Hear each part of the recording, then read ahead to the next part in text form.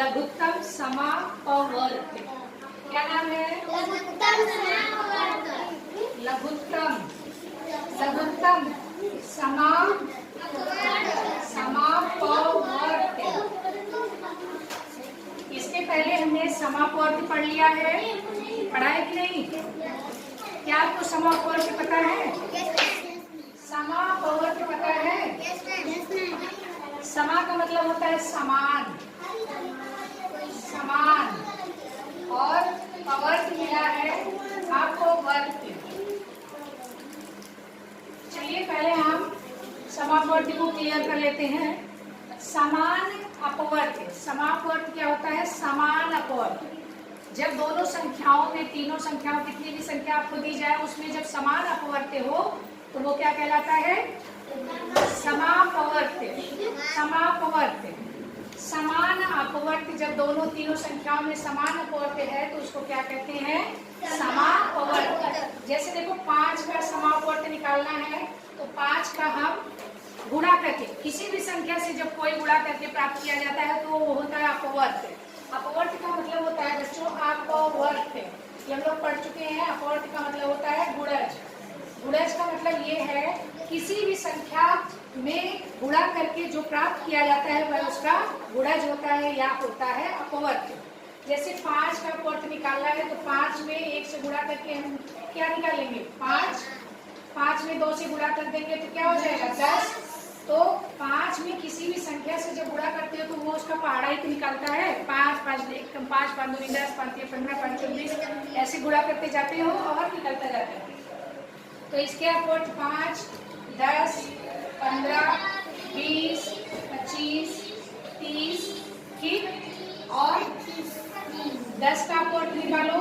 10, 20, 30, 40, 50 हो जाएगा? हो जाएगा? अब हमें देखना है समापवर्त निकालना है, समान अपवर्त निकालना है, तो इसको बोलते हैं समापवर्त।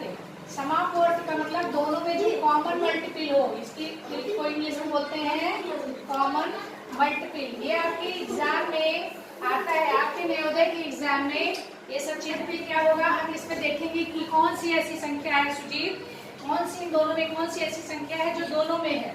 क्या 5 दोनों में है? नहीं। कौन सी संख्या है? 10, 20 और 30। कॉमन है ना? तो ये इसके समापवर्त हो गए। क्या हो गया? 10, 20, 30। समापवर्त का मतलब है कॉमन, समान, जो दोनों संख्या में ऐसे आगे आप बढ़ते जाएंगे और मिलते चले जाएंगे। ठीक, तो समापवर्त निकालना सीख गए आप लोग? आप भी सीख गए? ठीक है, अभी हम पूछ रहे हैं और आप लोग आकर बताइएगा। ठीक है? ये हो गया अपवर्त। जरा अपवर्त निकालो।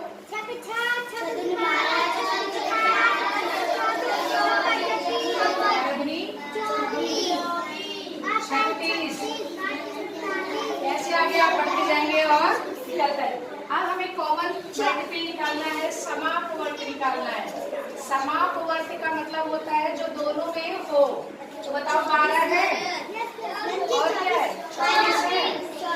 आगे जाओगे तो और भी मिलेगा, लेकिन अभी तक जितना हमने पढ़ा उसमें क्या है? 12 है, 24 है। ये इसका क्या है? समापवर्त। समान अपवर्त है, समापवर्त बोलते हैं। अपवर्त का मतलब गुणज, जो गुणा करके निकाला जाता है। ठीक, सबको पता चल गया समापवर्त? अभी क्या पढ़ने जा रहे हैं हम लोग? लघुत्तम समापवर्त। अब इसको बहुत ध्यान से पढ़ो बच्चों।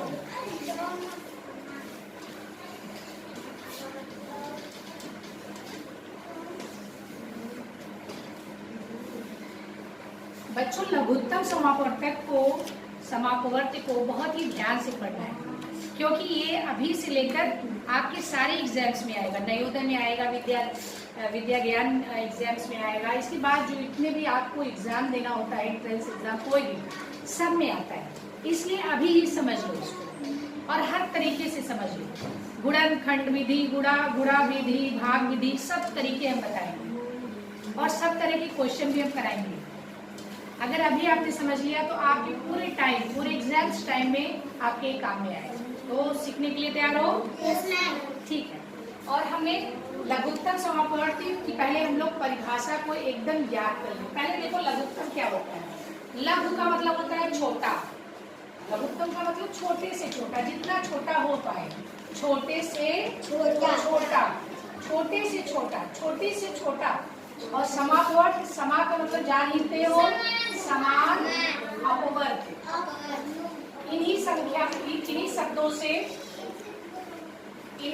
से ये बना है। इसका मतलब होता है लीस्ट, इसको इंग्लिश में बोलते हैं एलसीएम।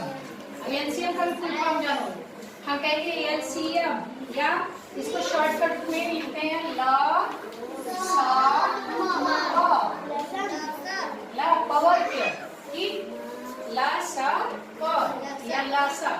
और ये क्या है? Least, least. C for common और एम फॉर मल्टीपल। मल्टीपल का मतलब होता है गुणज, अपवर्त्य। Least common multiple, least common multiple मतलब जिसका हम लघुत्तम समापवर्त्य निकाल रहे हैं, और सब समापवर्त्य जब निकाल लिए तो उसमें सबसे छोटा जो समान अपवर्त्य हम निकालेंगे, उसमें सबसे छोटा जो समापवर्त्य रहेगा वही लघुत्तम समापवर्त्य रहेगा। क्या कुछ कठिन है? समापवर्त्य निकालना तो हम लोग सीख ही लिए हैं, सबसे छोटा उसमें जो आएगा वही होगा। कुछ कठिन नहीं।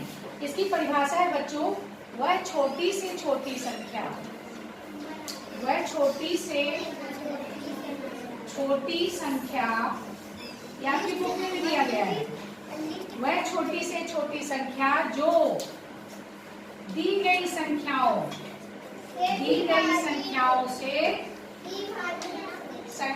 से पूरी तरह विभाजित हो जाए, कुछ भी शेष ना रहे, पूरी तरह विभाजित हो जाए, उसको क्या कहते हैं बच्चों?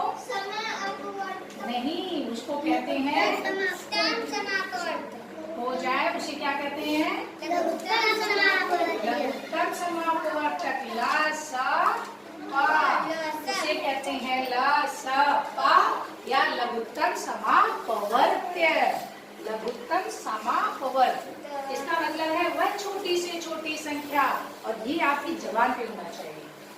ये जो डेफिनेशन है ये आपकी जबान पे होना चाहिए, कभी गड़बड़ नहीं होगा। वह छोटी से छोटी संख्या जो दी गई संख्याओं से पूरी तरह विभाजित हो जाए, उसको क्या कहते हैं?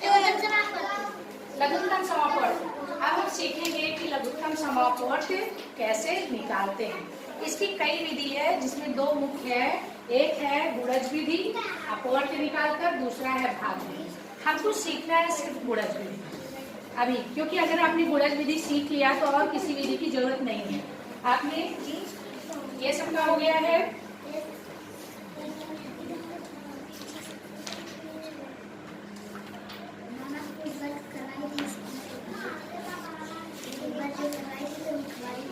लिखवाए थे ना, चलो लिखने की जरूरत नहीं है ना। ये समझ में आ गया? वेरी गुड बच्चों, ये आपकी पूरा याद होना चाहिए, पूरा। ठीक, आप देखो बच्चों, लघुत्तम सुलभ, ध्यान नहीं दे रहे, या तो वहाँ बैठ जाओ, नहीं आपको दिख रहा है तो यहाँ बैठ जाओ, चाहिए कहीं बैठ जाओ जहाँ से आपको पूरा दिखाई दे। सब लोग चलो, समापवर्त्य का मतलब लघुत्तम समापवर्त्य जो होता है वह छोटी से छोटी संख्या होती है, जो सभी संख्याओं में पाई जाती हो और दी गई संख्याओं से पूरी तरह कट जाती हो।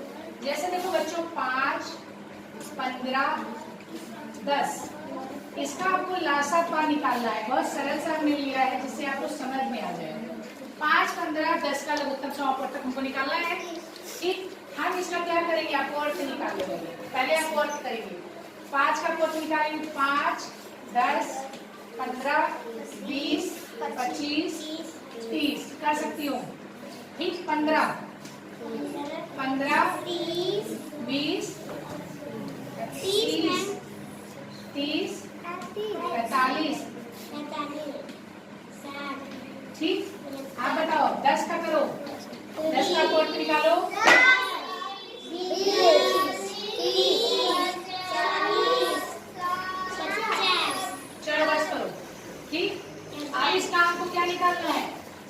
समापवर्त मतलब ऐसा अपवर्त जो दोनों में तीनों में समान हो। कौन कौन है? 5 है, 5 नहीं है, 10 है नहीं है, 15 है नहीं है, 20 है नहीं है, 25 है, 30 मिला, 30 तीनों में है ना। तो ये तीनों में कॉमन है और सबसे छोटा भी है। सबसे छोटा क्यों? क्योंकि जो 3 कॉमन है इसके आगे आप बढ़ोगे। चलो कर लो 36 आ गया। और देखो 35, 40, ये देखो 45 तो हो नहीं रहा, 5 9 45। फिर जब 5 दहा में 50 करोगे तो भी नहीं आएगा 60। ठीक, आगे और आगे बढ़ोगे तो आ जाएगा, लेकिन देखो 30 मिल रहा है ना। अभी और संख्या में और करके दिखाएंगे। 30 इसमें सबसे छोटा है। 30 ऐसी संख्या है जो तीनों में सबसे छोटे में और सब में है, तीनों में है ना। इसका मतलब ये जो 30 है वह छोटी से छोटी संख्या जो दी गई संख्याओं से कट जाए। क्या 30 5 से कट रहा है? 5 से 30, 15 से कट रहा है, 15 30, 10 दिया, तो लघुत्तम समापवर्तक हो गया ना बच्चों। ये यही तो लघुत्तम समापवर्तक हो गया। कोई दिक्कत सुबह? नहीं। अगली संख्या बच्चों ये सबसे सरल विधि है। देखो इधर, अच्छा सबसे सरल संख्या नहीं, 2 4 6 इनका हमको लासन पर निकालना है। 2 4 6 का क्या निकालना है? निकालो, 2 का निकालो, 2 1 काम 2 4 6 8 10 12 14 16 18 4 10 8 8 16 20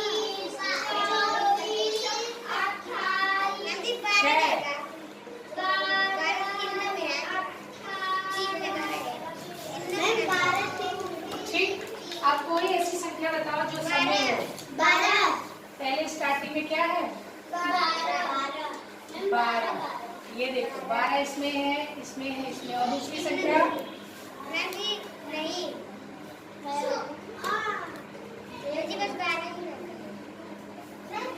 12। 12 में छोटी से छोटी संख्या हो गई जो तीनों में है। जब 2 का गुणक 12 बार करेंगे, 2 बलैया में क्या होता है? 16 18 20 22 24। ये देखो 24 भी है, 24 भी है कि नहीं? ये देखो 2 4 6 का जो कॉमन मल्टीपल है समापवर्त है। समापवर्त क्या है? समापवर्त क्या होता है? समापवर्त क्या होता है बच्चों? जो सब में कॉमन हो, है ना, सब में हो समान रूप से। तो कौन कौन सी संख्या है? 12 है, 24 है, दोनों मिली संख्या। हाँ, लेकिन परिभाषा क्या है लघुत्तम समापवर्त की? वह छोटी से छोटी संख्या जो दी गई संख्याओं से पूरी तरह कट जाए। अब उसको देखना है कि 12 और 24 में छोटी से छोटी संख्या कौन है? 12 है ना। तो समापवर्त और लघुत्तम समापवर्त जब निकालोगे तो यही बात ध्यान देना है कि जो समापवर्त निकाल रहे हैं उसमें अब देखो कि सबसे छोटी संख्या कौन है। कौन है सबसे छोटी? 12। 12 क्या हो गया इसका? निकल गया लघुत्तम।